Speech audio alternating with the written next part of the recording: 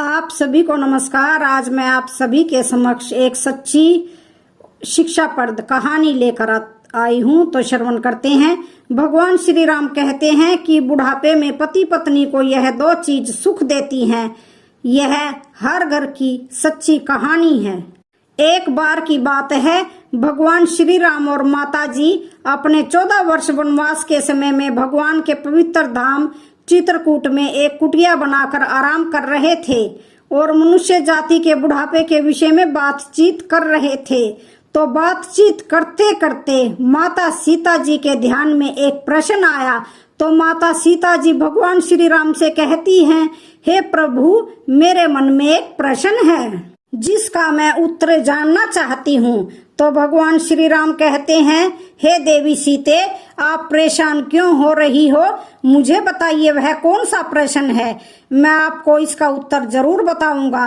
तो माता सीता जी कहती हैं, हे प्रभु, मेरा प्रश्न यह है कि बुढ़ापे में पति पत्नी को वह कौन सी दो चीजें सुख देती हैं। तो भगवान श्री राम कहते हैं कि हे देवी सीते, आपने समस्त मनुष्य जाति के लिए बहुत ही कल्याणकारी प्रश्न पूछे हैं। आपका यह प्रश्न समस्त मनुष्य जाति के लिए बहुत ही कल्याणकारी है। आपके इस प्रश्न के उत्तर को सुनने मात्र से समस्त मनुष्य जाति का कल्याण हो जाएगा। हे देवी सीते, मैं आपको बताता हूँ कि बुढ़ापे में पति पत्नी को वह कौन सी दो चीज हैं जो सुख देती हैं। इस विषय में पति पत्नी के संबंध में बहुत ही कल्याणकारी बातें हैं।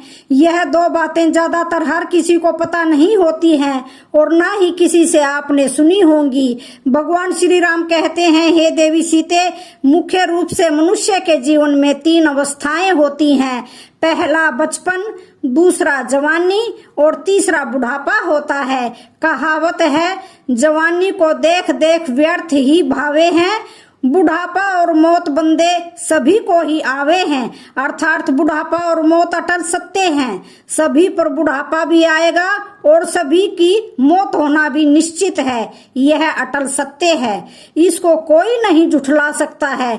लेकिन हे देवी सीते, बुढ़ापा भी सबको नसीब नहीं होता है, बड़े भाग्यशाली लोगों को ही मिलता है। और जो बुढ़ापे में भी सुख शांति से रहते हैं वो लोग बड़े भाग्यशाली होते हैं। बुढ़ापा एक ऐसी अवस्था है जिसमें बहुत सारे परिवर्तन होते हैं। कुछ लोग पहले से ही व्यवस्था बनाकर जीते हैं, उन्हें बुढ़ापे में कोई दुख नहीं होता है। और जो लोग व्यवस्था नहीं बनाते हैं उन्हें जीवन के इस पड़ाव पर बहुत सारी दिक्कतों का सामना करना पड़ता है। भगवान श्री राम कहते हैं, हे देवी सीते, मैं आपको बुढ़ापे में सुखी रहने के मूल मंत्र एक कल्याणकारी कथा के माध्यम से बताता हूँ कि कौन सी 2 चीजें छोड़कर और 3 चीजें अपनाकर आप बुढ़ापे में सुख शांति से रहेंगे। जो भी मनुष्य इन बातों का पालन करेंगे तो निश्चित ही उनका बुढ़ापा सुख शांति से बीतेगा। यह जानकारी समस्त मनुष्य जाति के लिए बहुत ही महत्वपूर्ण है। मनुष्य आज जवान है तो आज ना सही, परंतु जब बुढ़ापा आएगा तो यह बातें आपको बहुत काम आएंगी। इसलिए यह कथा समस्त मनुष्य जाति के लिए बहुत ही महत्वपूर्ण और ज्ञानवर्धक है। समस्त मनुष्य जाति को प्राचीन कथाओं और कहानियों से जुड़े रहना चाहिए। हे देवी सीते, आपने देखा होगा कि बुढ़ापे में बहुत सारे परिवर्तन होते हैं। मनुष्य के सारे कर्म इंद्रियां, ज्ञान इंद्रियां साथ छोड़ देती हैं। हाथ पांव काम करना बंद कर देते हैं। आंखों से कम दिखाई देता है, कानों से भी सुनाई कम देता है। जीभ में स्वाद कनिकाएं खत्म हो जाती हैं, किसी चीज में स्वाद नहीं आता है। दांत भी साथ छोड़ जाते हैं, जिससे बहुत सी चीजों पर मन मचलता है परंतु खा नहीं पाते हैं। दांत ही नहीं है, स्मृति खत्म हो जाती है, यादाश्त कम हो जाती है, शरीर के अंदरूनी अंग भी ठीक से काम नहीं कर पाते हैं। घर में बच्चे स्वयं निर्णय करते हैं तो घर में बुजुर्गों का महत्व पहले जैसा नहीं रहता है। चेहरे पर झुर्री आ जाती है और चमड़ी सिकुड़ जाती है, कमर झुक जाती है। कभी कभी तो ऐसा देखने को मिलता है कि घर में बेटों की बहुएं आ जाती हैं तो बुजुर्गों की चारपाई भी घर से बाहर निकल जाती है। भगवान श्री राम कहते हैं, हे देवी सीते, मन में विचार करो, ऐसी हाल में रहकर बुजुर्ग क्या सोचता होगा कि जिस घर को मैंने इतनी मेहनत और लगन से पाई पाई जोड़कर बसाया था, आज वही मुझसे छीन लिया गया है। सोचो बुढ़ापे में कितना दुख होता होगा जब वह घर का बुजुर्ग खाना पानी मांगता है तो बच्चे सुनते नहीं हैं, तो उसे गुस्सा आता है तो गाली देता है। सबसे बड़ा दुख बुढ़ापे में तो तब होता है जब पति या पत्नी में से कोई एक बिछुड़ जाता है, फिर उसका ख्याल करने वाला, उसकी भावना समझने वाला कोई भी नहीं रहता है। सोचो तब वह कितना अकेला और दुखी महसूस करता होगा। परंतु यह सब कहानी सबकी नहीं है, सबके साथ ऐसा नहीं होता है। कुछ लोग अपनी वृद्धावस्था को बड़े ही सुख शांति से व्यतीत करते हैं। वो लोग क्या व्यवस्था बनाते हैं।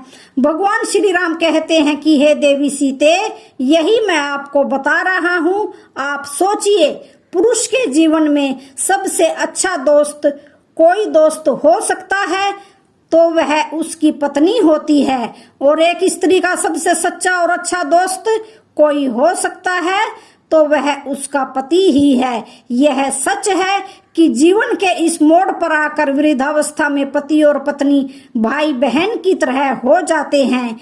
जीवन में लंबे समय तक एक दूसरे के साथ रहते हुए वह एक दूसरे का रूप हो जाते हैं। दोनों एक दूसरे को समझ जाते हैं, बिना बोले सुने भी एक दूसरे की इच्छा और जरूरत समझ जाते हैं। बुढ़ापे में आकर दोनों एक दूसरे का ध्यान रखने की, ख्याल करने की भावना और अधिक गहरी और मजबूत हो जाती है। बुढ़ापे के इस उम्र के पड़ाव पर आकर स्त्रियां पति की देखभाल उसी प्रकार करती हैं जिस प्रकार एक माँ अपने बच्चे की करती है।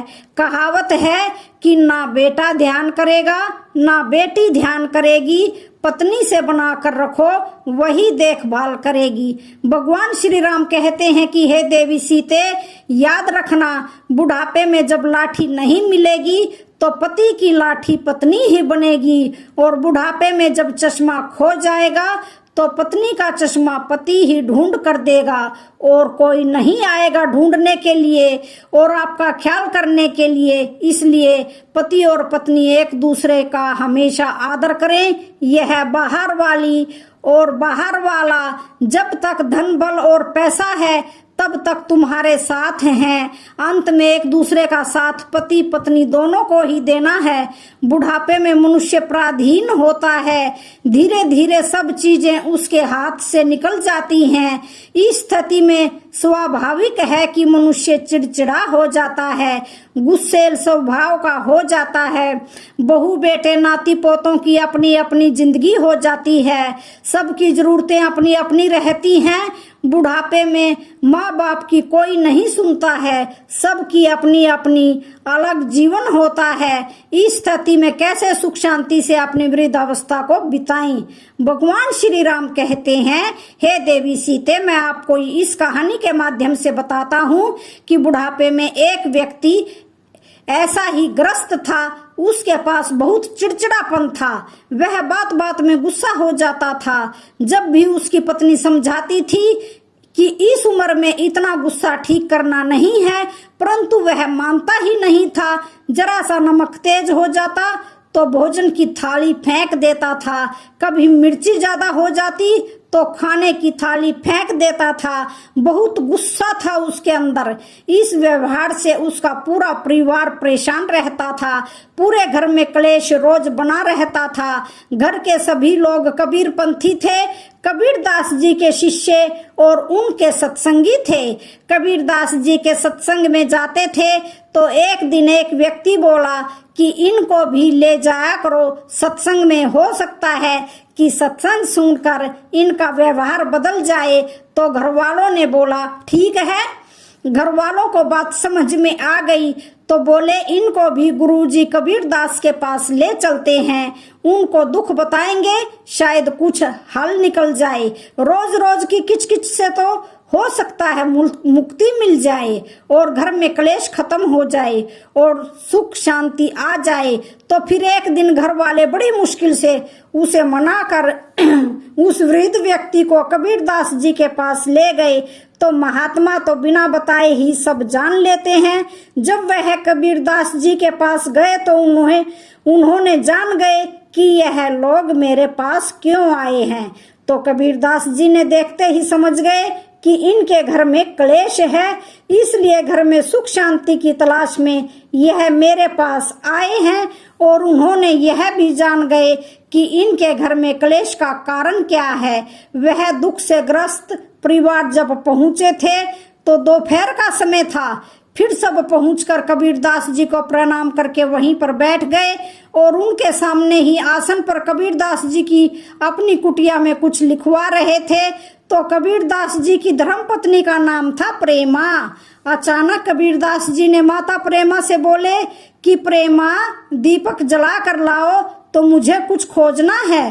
तो कबीरदास जी ने जब दीपक मांगा तो वह दुखी परिवार को बड़ा आश्चर्य हुआ कि दोपहर का वक्त है, अच्छी खासी धूप और उजाला है, तो दिया मंगाने की क्या जरूरत है। तो वह दुखी परिवार सोचने लगा कि संत जी या तो मूर्ख हैं या फिर पागल हैं। भला सूरज की अच्छी खासा उजाला है और यह दीपक मांग रहा है, यह तो अजीब संत हैं। सभी लोग अपने मन में ऐसा सोच रहे थे। तब तक माता प्रेमा जलता हुआ दीपक लेकर आ गई और उन्होंने चुपचाप दीपक को दे दिया और अंदर चली गई।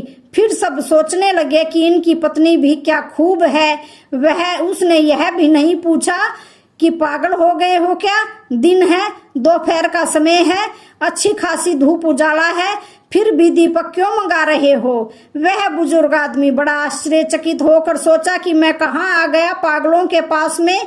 यह संत जी तो सचमुच पागल हैं, साथ ही है सबसे बड़ी पागल और मूर्ख इनकी पत्नी भी है। यह पागल मेरे घर में सुख शांति लाएंगे, यह मेरे घर के दुख क्लेश को दूर करेंगे, यह मेरा बुढ़ापा को सुखी करेंगे। उसके मन में सवाल ही सवाल बार बार उठते जा रहे थे, परंतु उसने कुछ बोला नहीं, अपने गुस्से में बैठा रहा। तो कबीरदास जी ने उसके मन की बात जान गए कि यह गुस्से से फनफना रहा है और हमको पागल समझ रहा है। उन्होंने यह भी जान लिया कि गुस्सा इसे इसलिए आ रहा है कि प्रेमा ने एक भी सवाल हमसे क्यों नहीं पूछा, इस बेवकूफी के लिए हमसे क्यों नहीं। संत कबीरदास जी सब जान गए थे, परंतु बेप्रवाह होकर दीपक की रोशनी में लिखते रहे। उस गुस्सेल बुजुर्ग व्यक्ति ने फुसफुसाते हुए अपने बच्चों से बोला कि यह पागल हमारे जीवन में सुख शांति देगा, हद हो गई, चलो यहाँ से, मैं एक पल भी यहाँ नहीं रुक सकता हूँ, यहाँ से जल्दी चलो, मुझे नहीं रुकना है, यहाँ मुझे नहीं चाहिए ज्ञान। भगवान श्री राम कहते हैं, हे देवी सीते।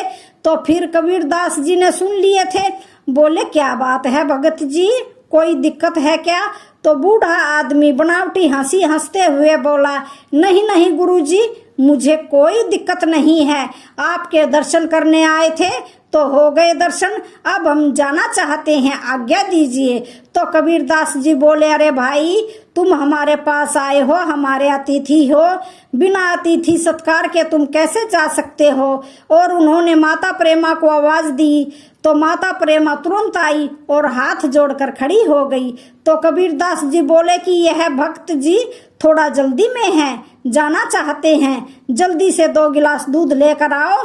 तो दुखी परिवार ने मना किया, अरे नहीं गुरुजी, हम घर से भोजन करके आए हैं, दूध की कोई जरूरत नहीं है। परंतु कबीरदास जी बोले कि आप हमारी कुटिया में पहली बार आए हैं, बिना आतिथ्य सत्कार के कैसे जाओगे। तो बूढ़ा आदमी चुप हो गया। तो प्रेमा बिना कुछ बोले, बिना कुछ पूछे अंदर गई और 2 गिलास दूध लेकर वापस आ गई। तो संत कबीरदास जी ने 1 गिलास दूध उस बूढ़े आदमी को दिया और 1 गिलास खुद ले लिया। बाकी लोग वहीं पर चुपचाप बैठे रहे। तो जैसे ही उस बूढ़े आदमी ने दूध के 1 घूंट मारा तो दूध इतना नमकीन और कड़वा था कि उसका उल्टी करने का मन हो गया। दूध में नमक ही नमक लग रहा था। उसका मन हुआ कि दूध को इस संत के सिर पे फेंक दूं। उसका तो रोज का यही स्वभाव था, कभी मिर्च ज्यादा लग जाए तो खाने की थाली को फेंक देता था, कभी नमक ज्यादा हो जाता था तो भोजन की थाली को फेंक देता था। तो उसने कबीरदास जी को गुस्से से देखा। कबीरदास जी तो बड़े सहज भाव से दूध पी रहे थे, उनके चेहरे पर ऐसा कोई भी भाव नहीं था। वह बुजुर्ग आदमी अंदर से जल गया और बोला कुछ नहीं, परंतु वह मन ही मन बोला कि आज मेरा यह बालक मुझे यहाँ पर ले आया है, पर यह महात्मा तो सचमुच कोई पागल आदमी है। हद हो गई, और गिलास वहीं पर रख दिया और कबीरदास जी से बोला, संत जी अब आज्ञा दे, हम चलते हैं। तो कबीरदास जी बोले, शायद तुम कोई दुख लेकर आए थे, परंतु तुम अपने आने का कारण तो नहीं बताए हो। ऐसे कैसे जाओगे? कोई दिक्कत हो तो बताओ, शायद हम कोई हल निकाल पाए। तो फिर बूढ़ा आदमी बोला, हे संत जी छोड़िए, आप क्या हल निकालेंगे? आए तो थे हम दुख ही लेकर, परंतु अब जा रहे हैं हम सब, देख लिए तुम्हारे बस की बात नहीं है। तो कबीरदास जी को, अरे जब दुख लेकर आए थे तो बताने में क्या हर्ज है, बताओ तो दुख क्या है, हो सकता है कुछ समाधान निकल जाए। तो बूढ़ा आदमी बोला कि पूछते हो तो बता ही देता हूँ, वैसे मुझे लगता नहीं कि तुम्हारे पास इस समस्या का कोई हल होगा, मेरे दुख का। जब कबीरदास जी ने बार बार पूछा तो वह बूढ़ा आदमी बोला कि सुनो, मेरे घर में मेरी कोई इज्जत नहीं करता है, सब मुझे गलत ही कहते हैं, घर में बड़ा क्लेश और अशांति है, मुझे अपने घर में शांति और समृद्धि चाहिए, इसलिए आपके पास आया था मैं। परंतु आपकी मूर्खता देखकर मुझे पक्का विश्वास हो गया है कि आपके पास मेरे दुख का कोई हल नहीं है। मेरे घर में शांति लाने के लिए आप कुछ भी नहीं कर सकते, कर पाओगे? तो कबीरदास जी मुस्कुराए और बोले, हम जानते हैं तुम्हारे घर में अशांति और क्लेश रहने का क्या कारण है, और हमने तुम्हें हल भी बता दिया है, परंतु शायद अभी तुम समझे नहीं हो। तो कबीरदास जी ऐसा बोले तो वह बूढ़ा आदमी बोला, वह गजब की बात है, आपने हल भी बता दिया, परंतु जब से हम आए हैं तब से आपने तो एक शब्द तक नहीं बोला है, पर कैसे बता दिया? तो संत जी कबीरदास जी बोले, सुनो, याद करो, तुम आए थे तो मैं तुम्हारे सामने ही अपनी पतली से जलता हुआ दिया मंगाया था, नहीं? उसने बोला, हाँ मंगाया था। कबीरदास जी कहते हैं कि मेरी पत्नी ने तुरंत मेरी आज्ञा का पालन किया और बिना कुछ बोले ही हमारी आज्ञा का पालन करते हुए जलता हुआ दिया लेकर आई, और उन्होंने यह तक नहीं पूछा कि दोपहर है, फिर दीपक जलाने की क्या जरूरत है। उन्होंने वही किया जो हमने बोला, कोई सवाल तो नहीं किया, कोई रोक टोक नहीं की। बूढ़ा आदमी बोला, हाँ इसी का तो मुझे ताज्जुब है। तो कबीरदास जी बोले, उसके बाद फिर हमने दूध मंगाया। हम जानते हैं कि हमारी पत्नी ने शक्कर के स्थान पर दूध में बहुत सारा नमक डाल दिया था, दूध बहुत कड़वा था, इतना कड़वा कि तुमसे भी पिया नहीं गया, और आपने देखा हम उसी कड़वे दूध को चुपचाप पी गए। तो पता है क्यों? क्योंकि जब हम पत्नी ने हमसे दीपक के बारे में कुछ नहीं पूछा तो हमारा भी कोई अधिकार नहीं है कि कोई सवाल जवाब किया जाए, तो हम भी कैसे कोई सवाल जवाब करते। दीपक लाना हमारी आज का पालन करना ही हमारा धर्म समझा, तो हम कैसे पूछते कि दूध कड़वा क्यों है। हमने भी अपना धर्म समझा और दूध पी लिया। जिस तरह उन्होंने कोई प्रतिकार नहीं किया, उसी तरह हमने भी कोई प्रतिकार नहीं किया। इससे क्या समझे? इससे यह सिद्ध हुआ कि पति और पत्नी दोनों को सामंजस्य स्थापित करना चाहिए और एक दूसरे की बात माननी चाहिए और एक दूसरे की बात का सम्मान करना चाहिए। दोनों को प्रेम और विश्वास से रहना चाहिए। मुझे पता है ऐसा तुम नहीं करते हो। तो कबीरदास जी बोले कि तुम ध्यान रखो, गलती सबसे हो जाती है। आज गलती से दूध में शक्कर की जगह पर नमक पड़ गया तो हमने स्वीकार किया, चुपचाप बिना कुछ पूछे बिना कुछ कहे दूध पी लिया। तुम्हारे घर में अशांति का कारण यही है कि तुम दो चीजों से बहुत परेशान हो और उसी के कारण तुम्हारे घर में अशांति है, कलेश है। भगवान श्री राम कहते हैं कि हे देवी सीते, कबीरदास जी कहते हैं कि बुढ़ापे में जो इन दो चीजों को त्याग देता है वही सुखी जीवन जीता है। कबीरदास जी ने बताया कि यह दो चीजें हैं, स्वाद और गाली। बुढ़ापे में सुखी रहने के लिए जरूरी है कि मनुष्य स्वाद और गाली को छोड़ दे, तो घर में शांति बनी रहेगी, बुढ़ापा सुख से बीतेगा। और हमें समझना चाहिए कि घर में जो महिला भोजन बनाती है कितने भाव से और मन से और परिश्रम से भोजन बनाती है। गर्मी हो, जाड़ा हो, जो भी परिस्थिति हो, उस समय पर बड़े भाव से भोजन बनाती है और हमें खिलाती है। कहावत है कि राग रसोई बागड़ी कभी कभी बन जाए, कभी गलती से हो जाता है कि नमक ज्यादा हो जाए, मिर्च ज्यादा हो जाए, तो क्या हमें उस भोजन को, उस अन्न को फेंक देना चाहिए?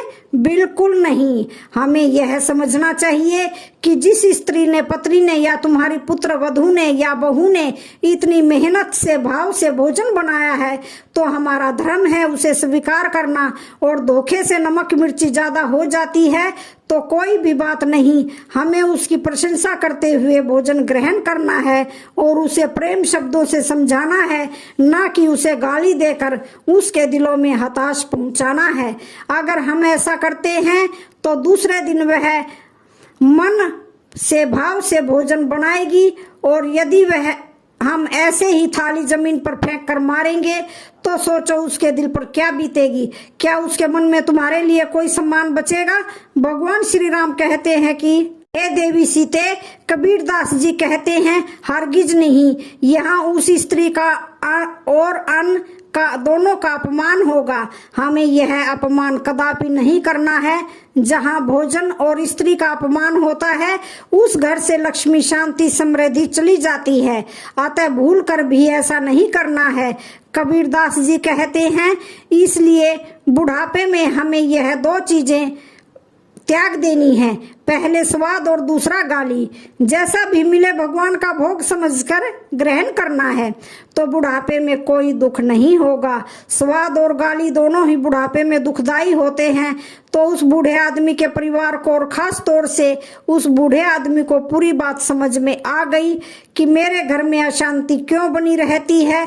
तो वह दोनों हाथ जोड़कर कबीरदास जी से क्षमा मांगी और बोला कि मैं अज्ञानी, पता नहीं क्या क्या सोचा आपके बारे में, मैंने जो अनुचित वचन बोला है, आप मुझे उदारता और विशालता दिखाते हुए क्षमा करने की कृपा करें। आज के बाद से मैं हरगिज ऐसा नहीं करूंगा। कबीरदास जी ने उसको क्षमा कर दिया और बोले कि आज संकल्प ले लो कि स्वाद और गाली को यहीं पर छोड़कर जाओगे। संत कबीरदास जी बोले, सुनो, यदि बुढ़ापे में सुखी रहना चाहते हो तो इन दो चीजों का त्याग करो।